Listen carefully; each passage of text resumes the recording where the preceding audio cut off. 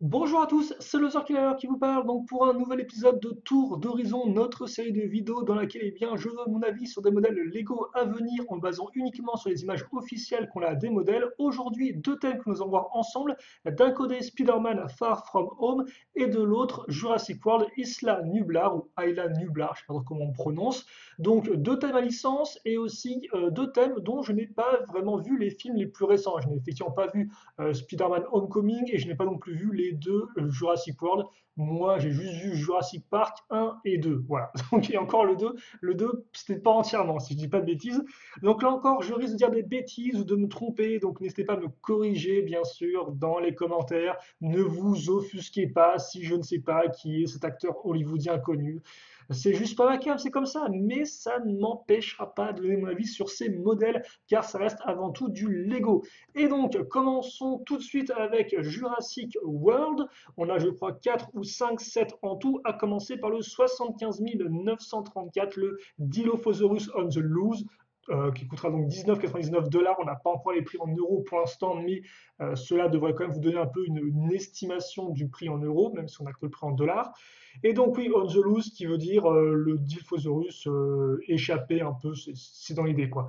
Et donc visiblement, d'après ce que j'ai compris, Isla Nublar, qui n'est pas le nom du troisième film Jurassic World, mais qui est plus visiblement une sorte de série animée Lego, un peu comme l'était par exemple Star Wars Freemakers par exemple, où on avait donc effectivement bien, des histoires originales avec du Lego Star Wars. Et là, j'ai l'impression, parce que j'ai compris que ce sera pareil avec Jurassic World, je peux me tromper, mais il me semble que c'est ça. Bref. Donc, ce modèle-là, comme vous pouvez le voir, mais avant tout en avant, est bien donc le Dilophosaurus. Alors, je ne sais pas le nom français de la créature, de la petite bête, qui est plutôt cool. Voilà, elle est ici. Quelques figurines, dont Chris Pratt, qui n'est pas le nom du personnage. Non, c'est Owen, je crois, le nom du personnage, avec une petite moustache. Je passerai rapidement là-dessus, vu que je ne connais pas là encore les personnages du film.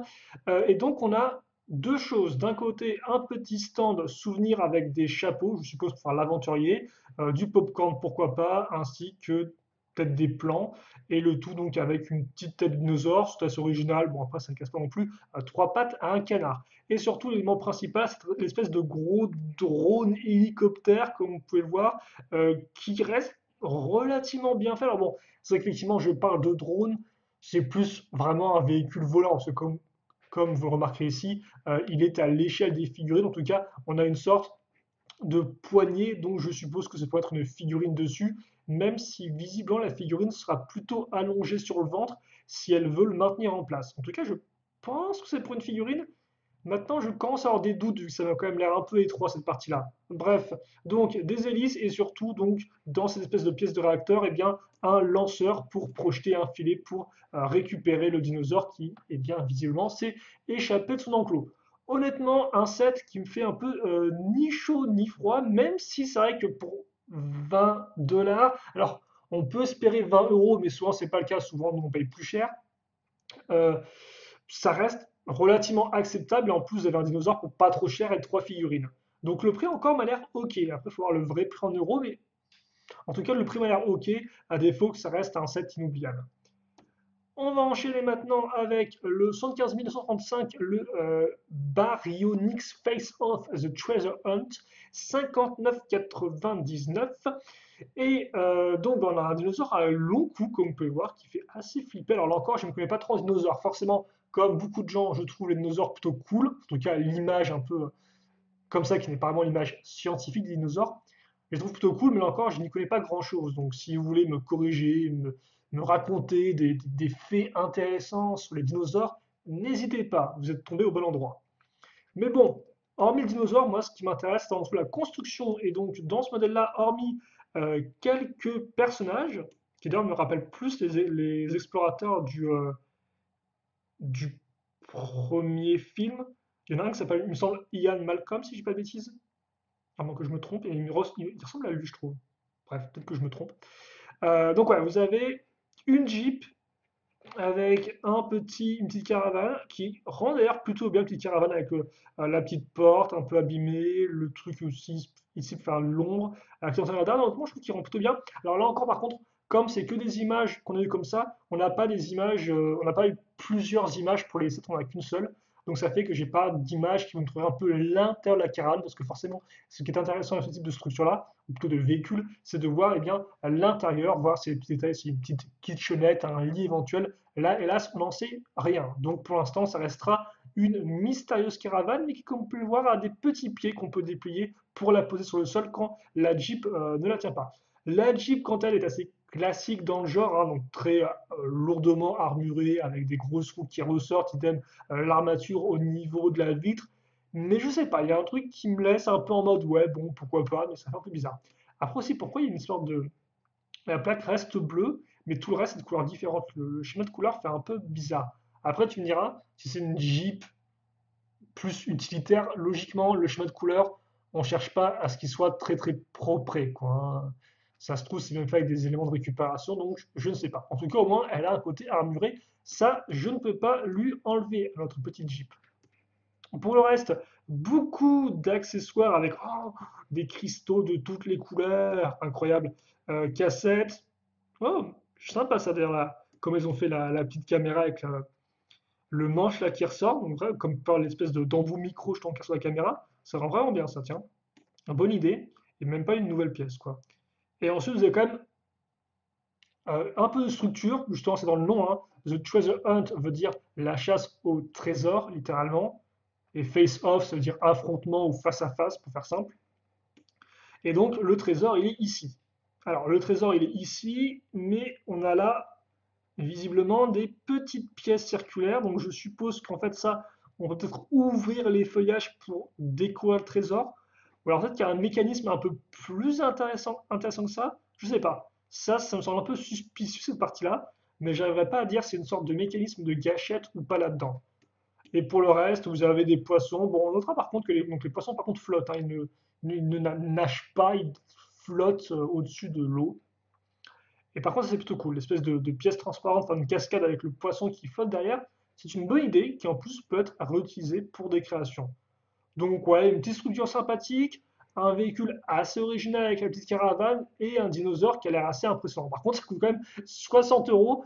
Très clairement, on sent le prix du dinosaure derrière, parce que c'est vrai que pour 100 euros, c'est pas non plus extraordinaire malgré les 4 figurines et les quelques véhicules et structures, quoi. Donc je pense que le dinosaure, il doit quand même pas mal coûter. On va enchaîner avec le 115 937. Alors j'ai oublié de retirer le tiret 1, mais on s'en fiche, en fait, vous pouvez l'oublier. Ouais, donc ça c'est moi qui ai oublié, excuse-moi. Triceratops Rampage, 59,99. On reste dans le même prix et d'ailleurs avec un contenu qui a l'air assez similaire en termes de masse. Donc le Triceratops est plutôt cool. Là encore, je ne pourrais vous dire si ces dinosaures ont tous déjà eu le droit à un moule lors des deux précédentes vagues Jurassic World ou si c'est des nouveaux moules ou au moins des nouvelles couleurs. Honnêtement, je pense plus que c'est des nouvelles couleurs de moules déjà existants.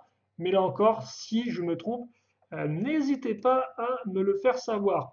Donc là, on quitte la nature pour revenir au parc en lui-même. Vous avez une sorte de petite Jeep quad assez oubliable, hein, les quads Lego.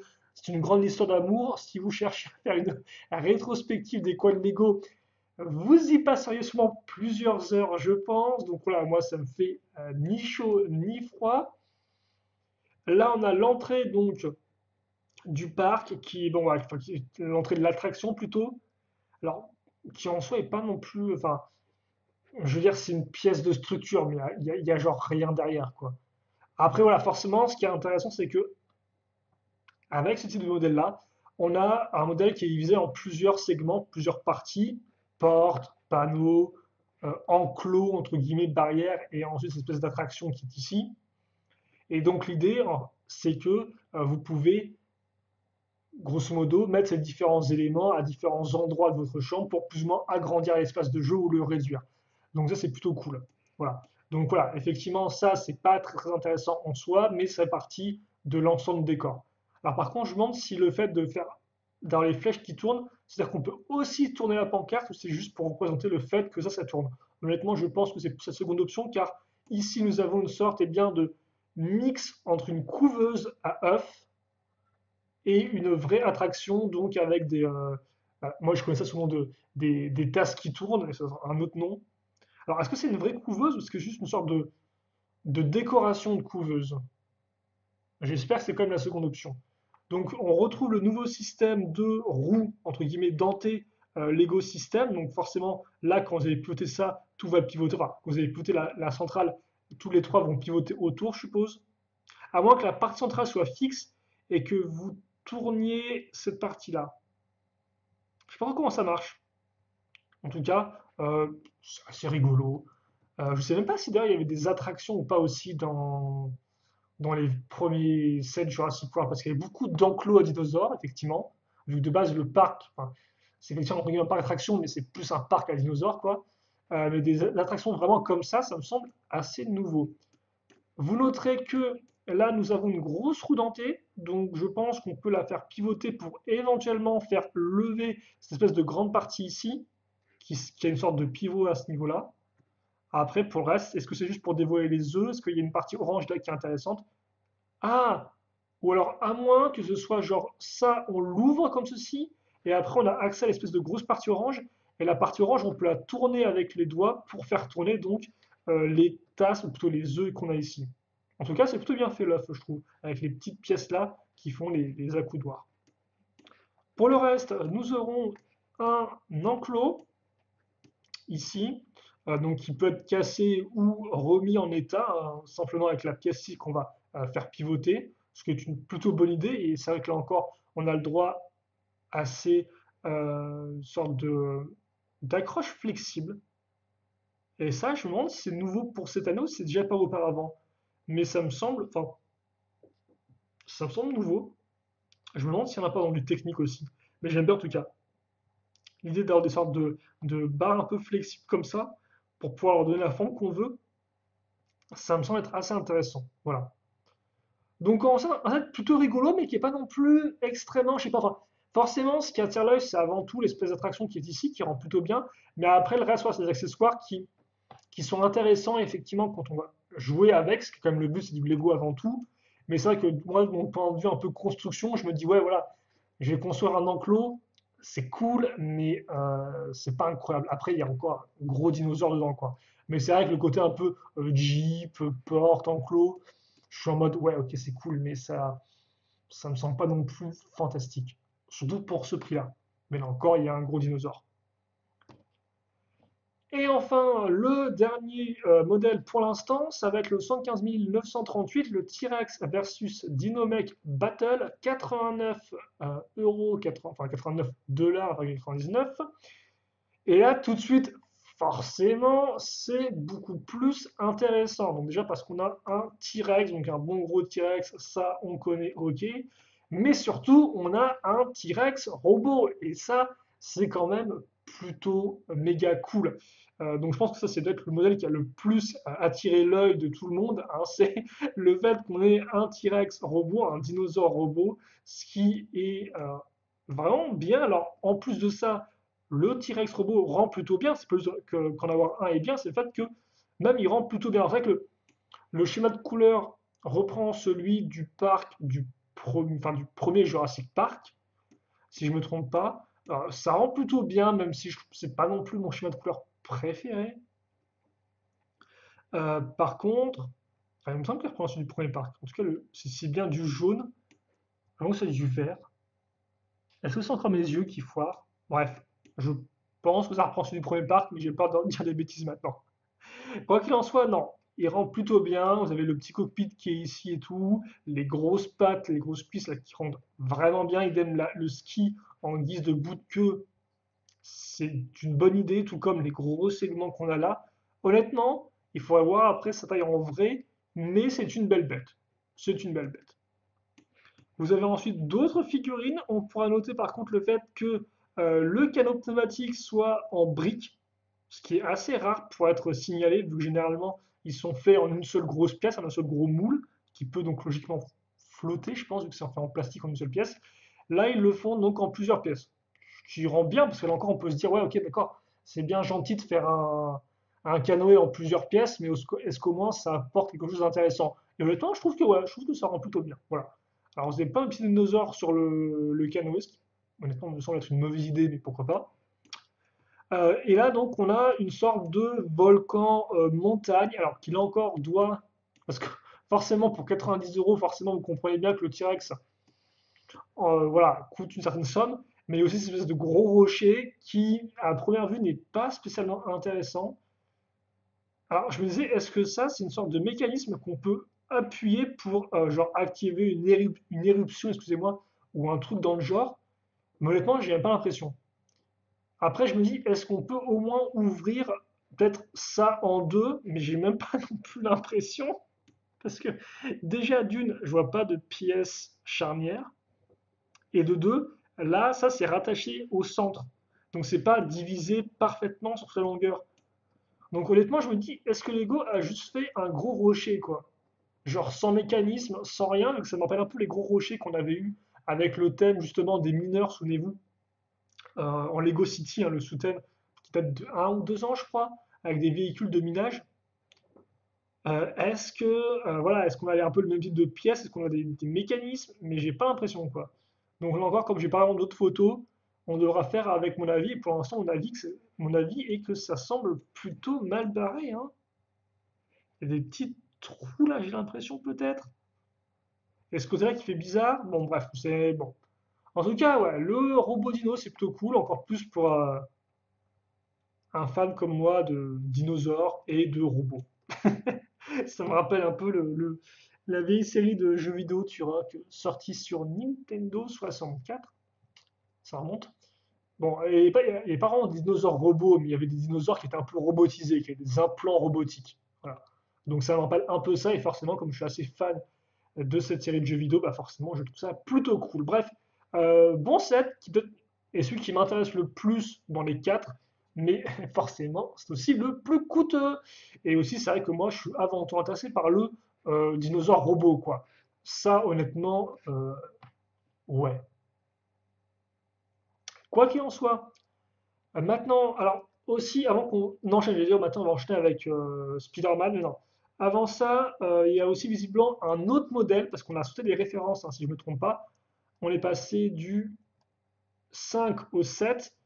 Et logiquement, donc Brickset, qui est le site sur lequel eh bien, je vais choper mes images, qui est aussi un site de référencement pour tout ce qui est figurines et sets Lego sortis depuis la nuit des temps, donc d'ailleurs merci à eux, liste un autre modèle, une autre référence, le 75 936, mais on n'a pas encore les images. Et par contre, ce qui est plus intéressant, c'est qu'il le liste comme étant un modèle D2C, ou en français D2C, ce qui veut dire Direct to Consumer, ce qui veut dire en fait un gros modèle qui sera vendu logiquement exclusivement en shop et en Lego Store.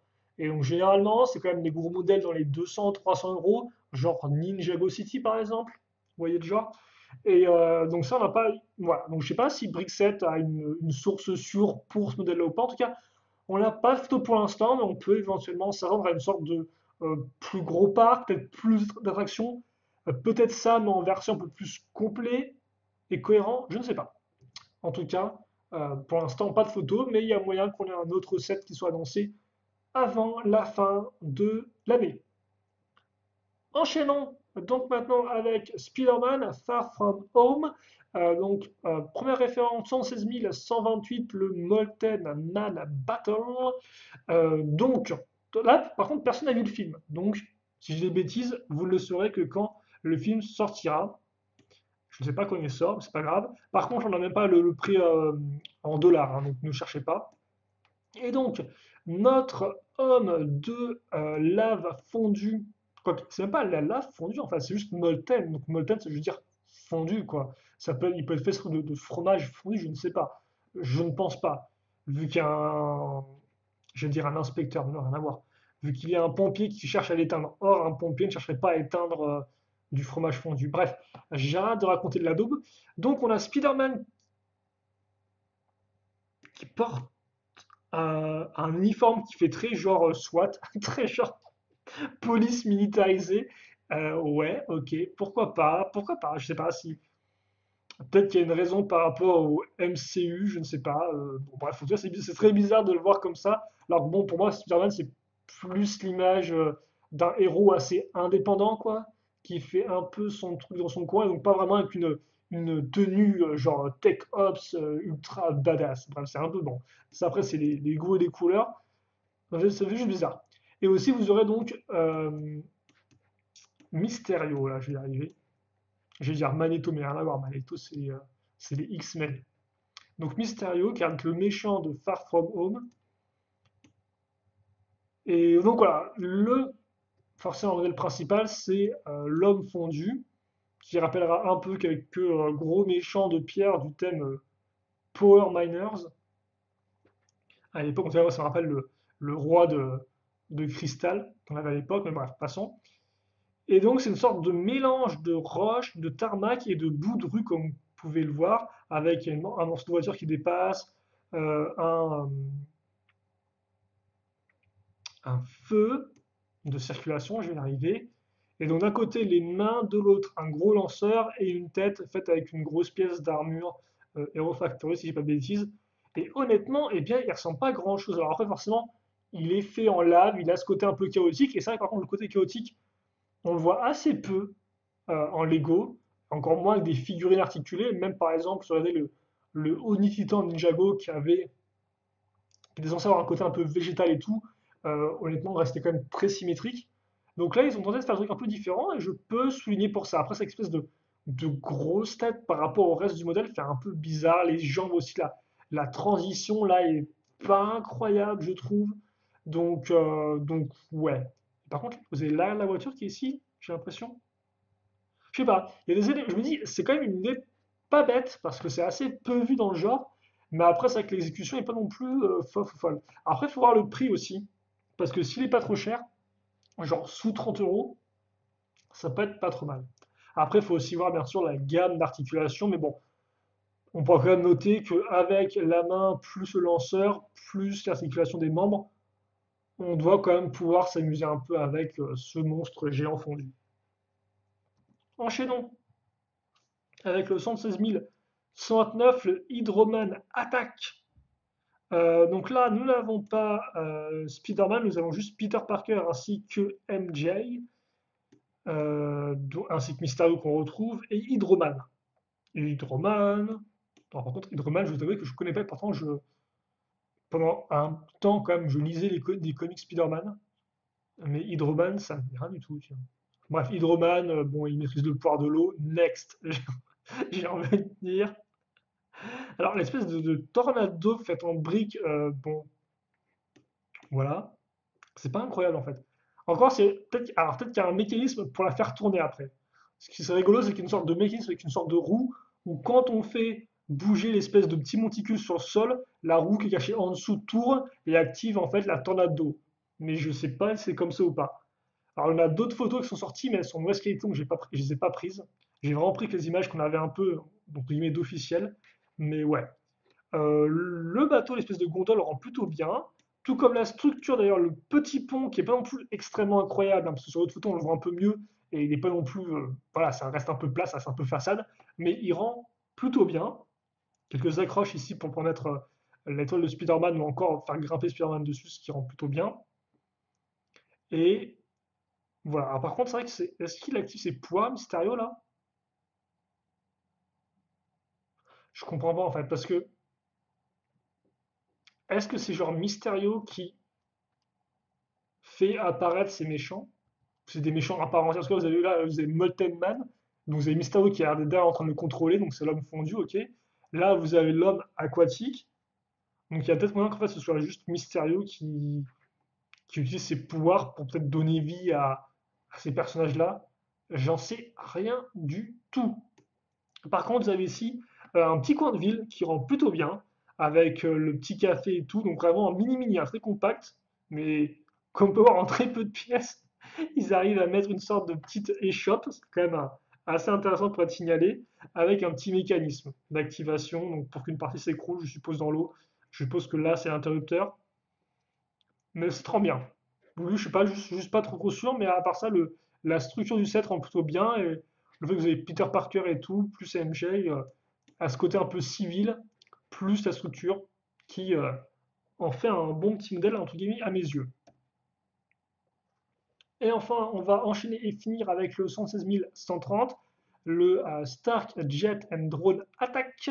Et donc on retrouve Mysterio, donc on voit comme ça, quel que soit le set que vous avez acheté, vous aurez à chaque fois Mysterio dedans, ce qui est quand même plutôt cool, vu que c'est vrai qu'il a quand même une espèce de gros casque cool. Parce que moi, c'est vrai que quand j'étais un peu enfant, avoir une sorte de casque comme ça, je pense pas que ce soit le même, hein. Je pense que c'est une nouvelle pièce, mais à l'époque, il y avait une pièce un peu similaire et j'avais très envie de l'avoir et je l'ai jamais vraiment eu. Donc là, c'est plutôt cool qu'ils la mettent dans tous les sets avec Mysterio. Enfin, qu'elle apparaisse d'office avec Mysterio et que Mysterio apparaisse dans tous les sets. Spider-Man dans sa tenue plus classique, Nick Fury forcément et Happy Hogan. Je ne sais pas qui c'est, mais il est là. Et on a donc un jet, et Lego n'arrête pas de faire des jets en ce moment, jet de Captain Marvel, jet de Jay dans Ninjago, jet des Avengers, fusée dans Overwatch, bref, ils font des jets et des fusées, ce qui est plutôt cool. Et donc honnêtement, celui-ci rend plutôt bien aussi, je dois vous avouer. Alors là, effectivement, on est beaucoup plus un peu dans le jet avec ce qui semble être des sortes de mini-fenêtres, enfin, comme s'il y a des passagers qui pouvaient se mettre ici. Donc là encore, à voir, c'est la place de mettre plus d'une figurine. Honnêtement, j'ai un peu mes doutes, vu que j'ai l'impression que ça, c'est quand même pas très très haut. Donc pour mettre des figurines dedans, c'est un peu compliqué. On pourra noter que là, les pièces qui permettent eh bien, d'ouvrir ou de refermer cette partie-là. Idem, ça qui peut faire penser à un interrupteur qu'on pourrait activer pour activer quelque chose. Et une autre ouverture ici. On a un joli véhicule blanc qui a des formes, comme c'est vrai, assez carrées. On peut le noter. Alors par contre, les ailes qui remontent ultra haut à l'arrière, j'ai un peu des doutes.